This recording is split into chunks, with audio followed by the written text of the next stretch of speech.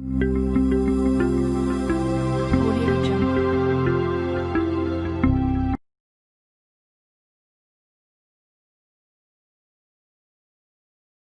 Hello and welcome back. In this class, we will be starting with our unit 2, that is musculoskeletal system. So in which you will be studying about the bones, different joints and various muscles of the body. So in musculoskeletal system, you will be studying about skeletal system and muscular system. Whereas under skeletal system, you will be studying about what are the classification of skeletal system, what are different types of bones, what are the structure of these bones, what are the properties and functions of the bones of axial skeleton and appendicular skeleton, followed by which we will be studying what are various types of joints, what are various movements of these joints. Later, you will be studying about skeletal muscle types, classification, physiology involved in muscle contraction and different muscles of the body. Come on, let's start with the skeletal system. You know that skeletal system plays a very important role in the body. Imagine we don't have any bones in our body. Does we look like this? No. It will be just a mass of flesh, because bones, they give a structural framework to the body, and this is one of the important functions of the skeletal system. Providing a structural framework to the body is one of the important functions of skeletal system. Next thing is, we have different muscles, and we have seen that the muscles are necessary for the movement of various body parts or the whole body itself, and bones are the one which gives attachment to this skeletal muscles and tendons. And the third important function is, these bones form boundaries of various cavities such as cranium, thoracic cavity, pelvic cavity, and these form a protective enclosure of various organs which are present within these cavities. And the other function of skeletal system is hemopoiesis. The red bone marrow in the bone is necessary for the formation of red blood cells. And skeletal system also acts as an important storage area for various minerals, especially calcium phosphate. And this calcium and phosphate will be used by the body for various needs. These are the various functions of skeletal system. So skeletal system, it gives a structural framework to the body, it gives attachment to muscles and tendons, it facilitates movement of the organs of the body and the whole body itself, it protects various organs by forming bony cavities around them such as cranium, thorax and pelvic cavities. It is involved in hemopoiesis, and it is also involved in storage of various minerals such as calcium and phosphate. Now let us see what are various types of bones. Generally, the bones can be categorized into 5 different types. All the bones in the body can be categorized into 5 different types. They are long bones, short bones, irregular bones, flat bones, and sesamoid bones. Long bones, short bones, flat bones, irregular bones, and sesamoid bones. You can see the long bones are generally the bones of our limbs, upper limbs and lower limbs. These bones are the examples of long bones. Whereas when coming to this short bones, the bones of wrist, that are the carpals. The bones of wrist are called as the carpals. These bones are examples of short bones. Whereas flat bones, for example, you take bones of cranium, skull. These are examples of flat bones. Even you have sternum, you have the ribs. All these are examples of flat bones. Bones of cranium, sternum, and ribs are examples of flat bones. And we have irregular bones. Irregular bones examples, you can cite bones of vertebral column, which are nothing but the vertebrae. They are examples of irregular bones. And bones of face are also called as facial bones. These are examples of irregular bones. And the last type of bone are sesamoid bones. And this sesamoid bones example is kneecap, or we call it as patella. So in this way, the bones in the body can be categorized into these 5 types. They are long bones, short bones, irregular bones, flat bones, and sesamoid bones. Now let's see the structure of these bones. We have seen the shape of the bones, either long, short, flat, and sesamoid. Now we'll see about the internal structure of these bones. Based on the internal structure of the bones, we can categorize all the bones as either having compact bone or spongy bone, or both compact and spongy bones. We will see them in detail. For example, you take long bones. Long bones have a shaft in the middle and 2 extremities on either sides. So bones of limbs, for example, we have femur, tibia, fibula, radius, ulna. All are examples of long bones which have a shaft and 2 extremities. Here the shaft is called as diaphysis, whereas the 2 extremities are called as epiphysis. It means the long bone has 1 shaft or a diaphysis with 2 extremities or epiphysis.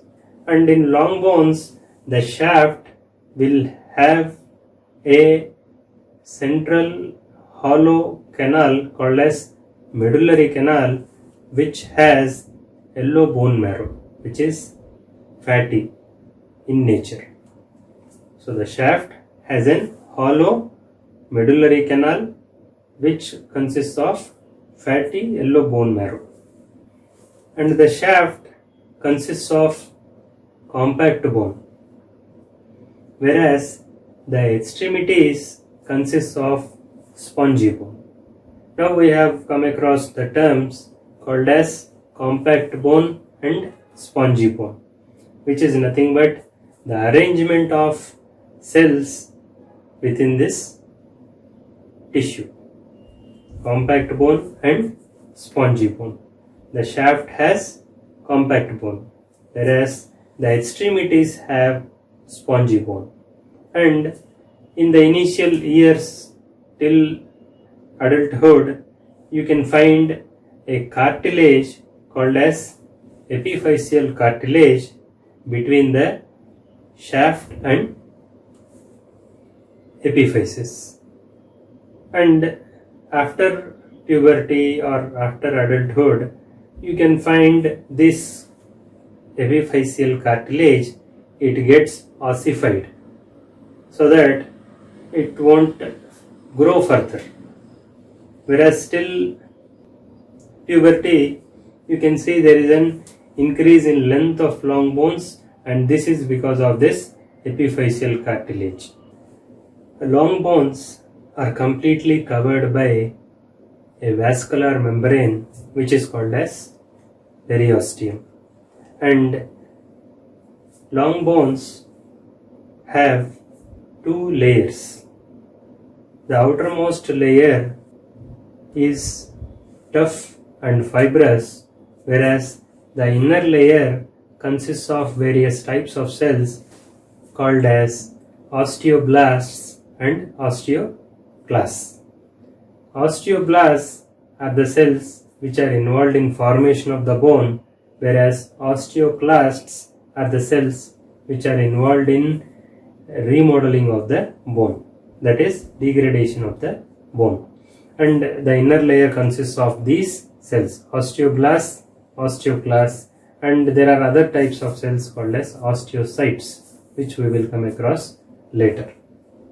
In this way, the bone has a vascular membrane called as periosteum, and this has two layers, the outer tough and fibrous, which protects the underneath, and the inner layer, which consists of various bone forming and bone remodeling cells. The periosteum, it covers the whole long bone except in those regions where this long bone forms joints.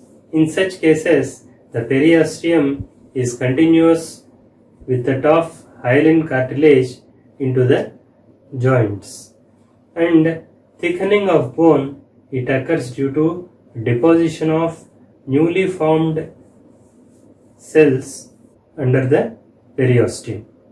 Now let's see the blood supply and nervous supply to the bone. Generally, there is an artery called as nutrient artery which enters the bone through the shaft, whereas the epiphysis has its own blood supply, and a nerve, especially sensory nerves, also enter the shaft at the same region where the nutrient artery enters the bone, and that is the reason why whenever there is any damage to the bone, it leads to severe pain. This is because of sensory nerve that is supplied to the bone. This is the structure of any long bone. Whereas in the case of all the other types of bones, which we have seen, short, irregular, flat and sesamoid, these structure differs internally. They have a thin outer layer of compact bone and an inner layer of spongy bone, and all these bones are enclosed by the periosteum except those bones of cranium where the inner surfaces are replaced with dura mater.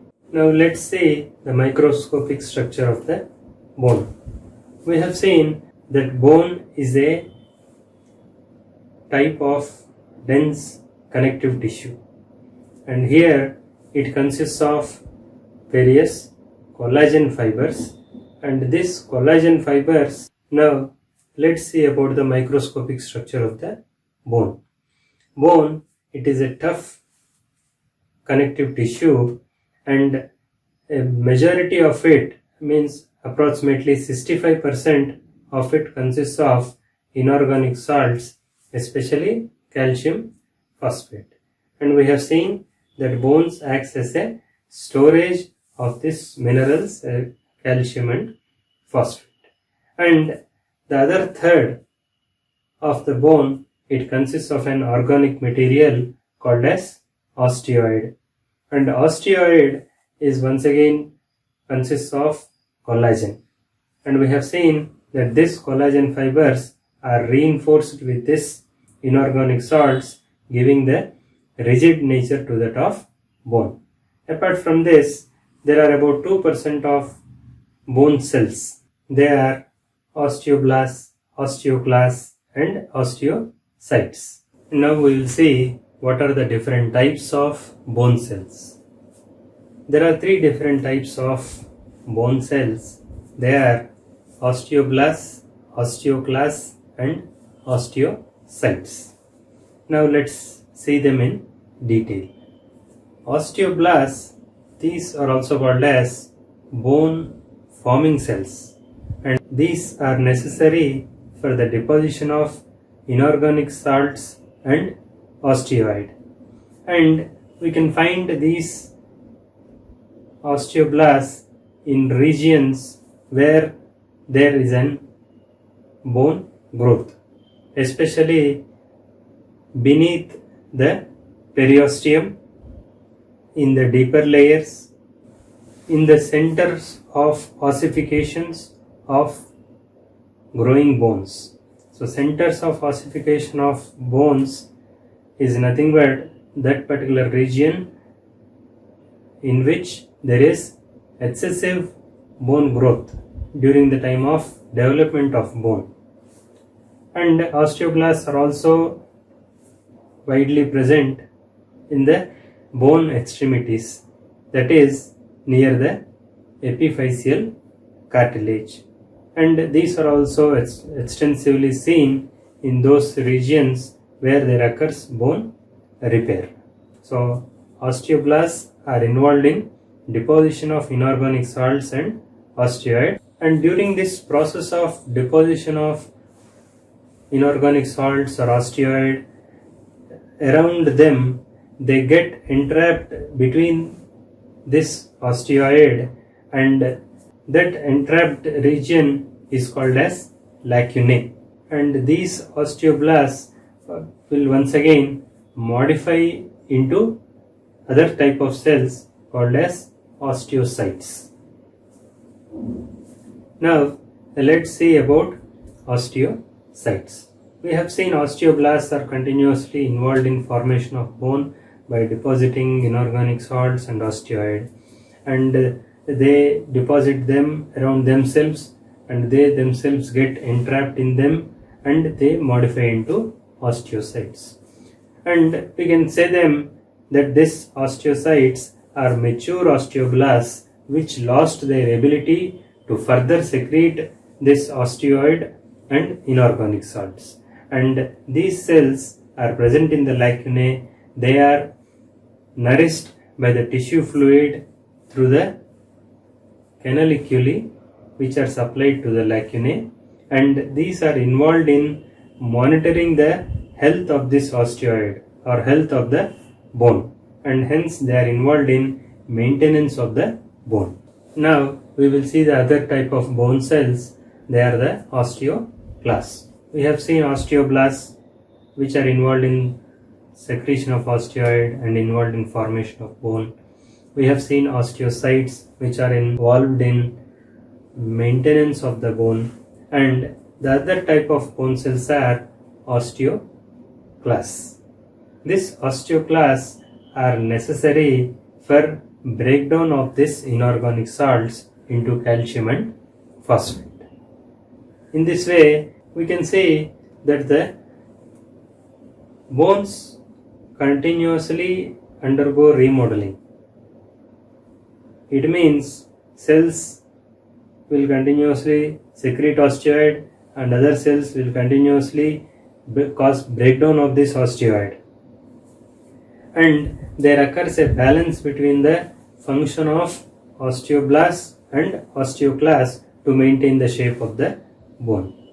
And these osteoclasts are very large cells which occur by the fusion of many monocytes, and these have up to 50 nuclei in one cell. And this osteoclasts are also found in those regions where there is an active repair and remodeling of the bone. Here we can find these osteoclasts in large numbers under the periosteum, where there is continuous remodeling of the bone, and these are present in the medullary canal during the time of growth, so that they can canalize the callus that is formed during the healing, and they are also present in those regions where the fracture is getting repaired, so that the excess callus will be removed. This is regarding different types of bone cells. Now let's see the structure of the compact bone and spongy bone.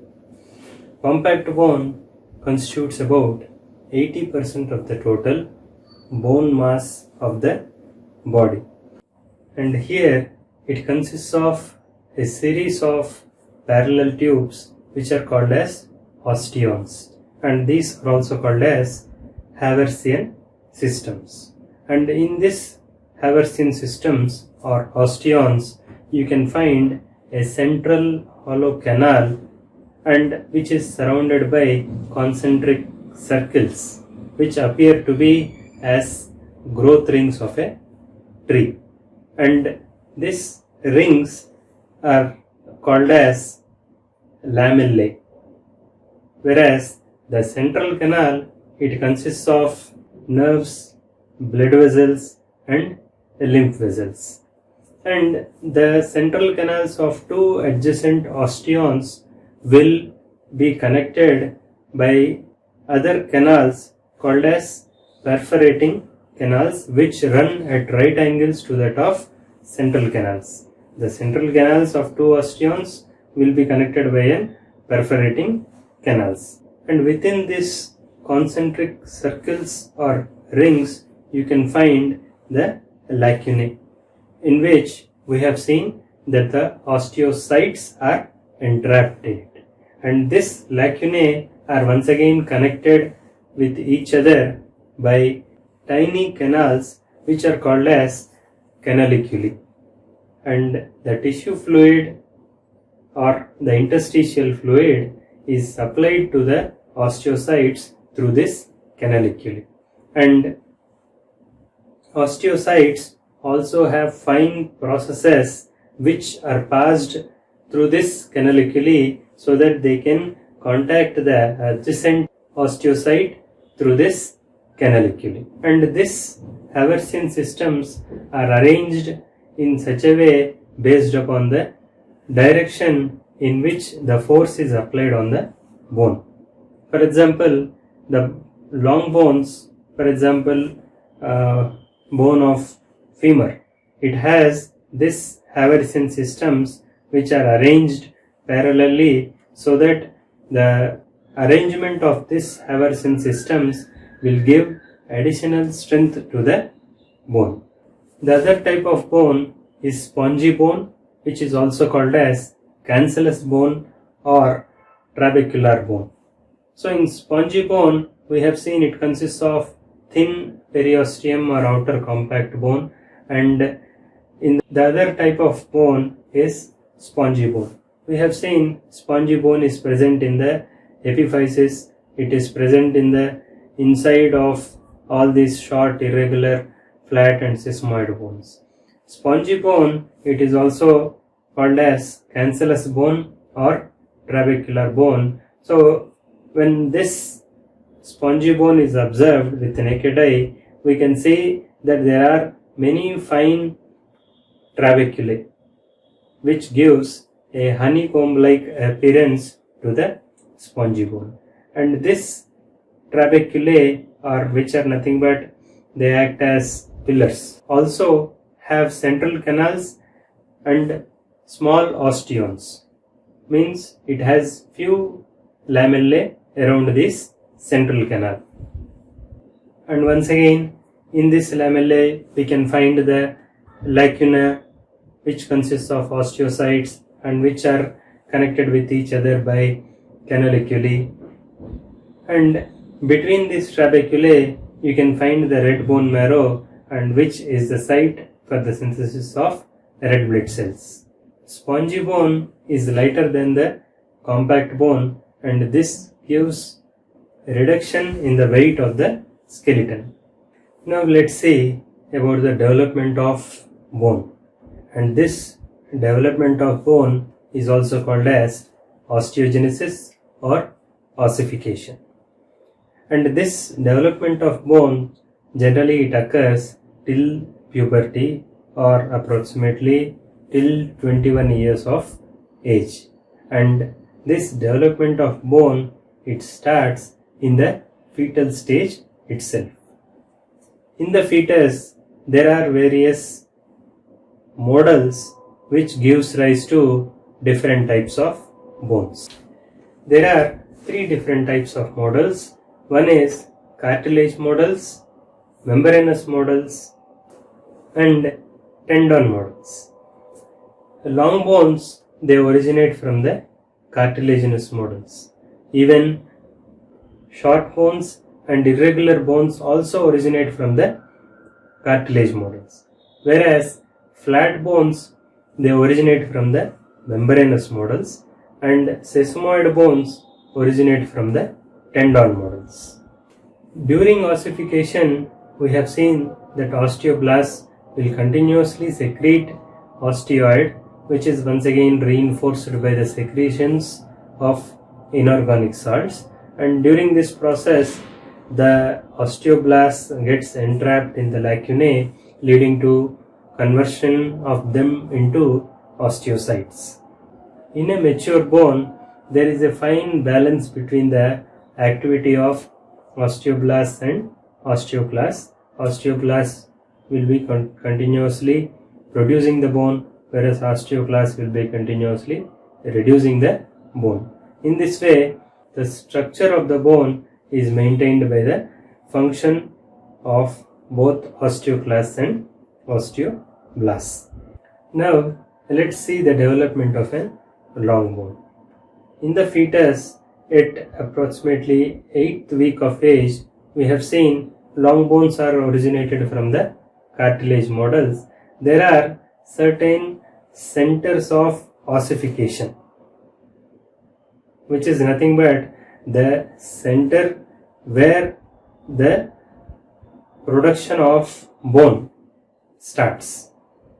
We have seen these models are cartilaginous in nature, and during the time of this ossification, which is nothing but growth of bone, this cartilage will be replaced by the bony tissue. And at about 8th week of fetal stage, this ossification is accompanied by the collar of the bone. And as ossification occurs, this leads to lengthening of the bone. Later, the blood supply develops and the bone tissue replaces the cartilage. And as ossification occurs, this cartilage is replaced by the bone, and the length of the bone gradually increases. And during the time of birth, the secondary ossification centers also will appear at both the epiphysis, and the osteoclasts which are formed in the medullary canal will lead to formation of an hollow region, which is due to the activity of osteoclasts. The epiphyseal plate, which is made up of cartilage, will keep on secreting the osteoid towards the diaphysis side, so which leads to increase in the length of the bone, and this increase in length of the bone occurs till puberty, and under the influence of sex hormones, this epiphyseal cartilage itself gets ossified. It means epiphyseal cartilage also will be replaced by the bony tissue, as the whole cartilage model is replaced by bony tissue. Once the epiphyseal cartilage is replaced by the bony tissue, this will be the end of the growth of that particular long bone here. These are the steps which are involved in the development of long bone.